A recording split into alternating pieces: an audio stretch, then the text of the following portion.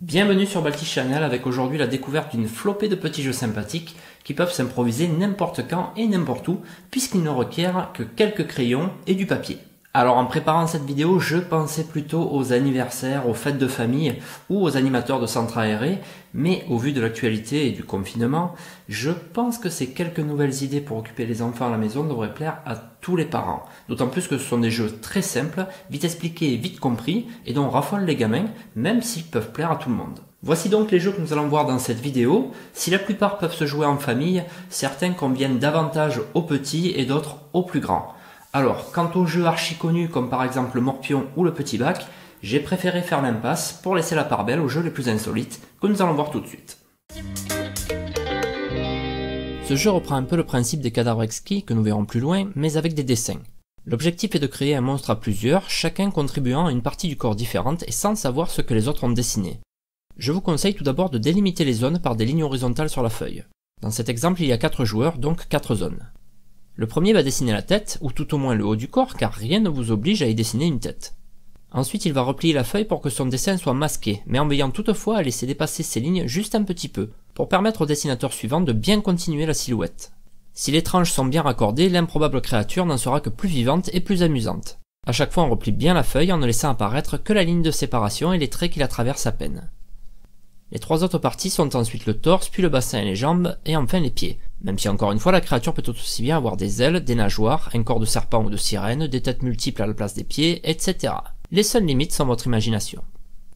Évidemment, pour diminuer l'attente, on peut faire tourner plusieurs feuilles en même temps. Chacun dessine une tête, puis replie et passe à son voisin, et ainsi de suite.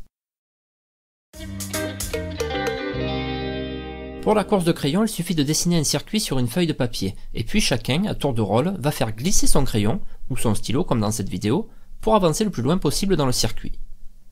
Il signale alors sa nouvelle position en marquant un point là où le tracé du stylo a disparu. S'il est sorti de la route, il place le point sur le bord du circuit. Il est donc bien sûr interdit de couper à travers un virage pour rejoindre la route plus loin. Sur les bancs de l'école, c'est avec des stylos qu'on faisait la course, mais attention, il est difficile de trouver 2 stylos de couleurs différentes dont les billes glissent exactement pareil. Donc c'est comme dans la vraie vie, certains rouleront en Ferrari et d'autres en Dacia. Pas terrible. Le mieux est finalement d'équiper tout le monde avec des crayons de couleur issus d'une même boîte et de laisser une taille crayon disponible pour que chacun puisse régler lui-même son moteur. Qui veut me voir en train de gagner?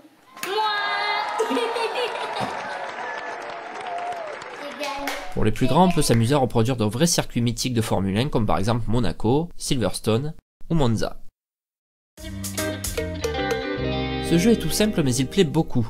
Il suffit tout simplement de recopier à la chaîne et en direct le dessin de quelqu'un. Le premier joueur se met donc à dessiner, sans attendre et sans connaître ses intentions, le second joueur se met à le recopier. Le troisième joueur, lui, ne voit pas l'œuvre du premier, il ne dispose pour modèle que du dessin du second joueur. Et encore une fois, il doit sans tarder le recopier aussi bien que possible.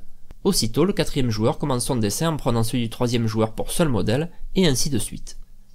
Alors attention, ce jeu est très amusant, mais seulement si on respecte certaines règles. Tout d'abord, séparer les dessinateurs par des planches ou des BD entrouvertes par exemple, pour ne permettre à chaque fois qu'au joueur suivant de voir le dessin.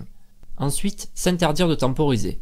Si on attend d'avoir une vue d'ensemble du dessin que l'on recopie, il y aura évidemment beaucoup moins d'erreurs et d'incompréhensions, et donc le résultat sera beaucoup plus ressemblant et beaucoup moins drôle. Enfin, le premier joueur a un rôle primordial. Il va devoir créer une scène originale qui ne soit pas reconnaissable dès les premiers traits. Évitez par exemple de dessiner une maison classique avec une fenêtre ou une cheminée. C'est une image tellement familière que tous les dessinateurs suivants la reproduiront quasiment sans faute. De même, remplir un ciel de soleil, de nuages ou d'étoiles prendra beaucoup de temps et d'encre, mais tout le monde s'ennuiera à le recopier sans surprise. D'une manière générale, si vous tentez le coup en famille, avec beaucoup de joueurs, c'est pas plus mal si le premier est un ado ou un adulte, et si les pires dessinateurs ne sont pas regroupés dans les premières positions. Le but du cadavre exquis est de construire une phrase cohérente, et bien souvent drôle, à plusieurs, mais sans savoir ce que les autres ont écrit. Chaque joueur ne va écrire qu'une partie de la phrase, et replier le papier pour la masquer avant de la transmettre à l'écrivain suivant. C'est le même principe que dans les monstres en tranches, mais avec des mots. Je vous présente ici ma version du cadavre exquis, plus simple et plus adaptée aux enfants. À 4 joueurs, le premier devra écrire un sujet, c'est-à-dire quelqu'un ou quelque chose. Le second joueur va écrire un verbe, suivi éventuellement de à, avec, comme, etc. si le verbe l'impose pour être suivi ensuite d'un quelqu'un ou quelque chose.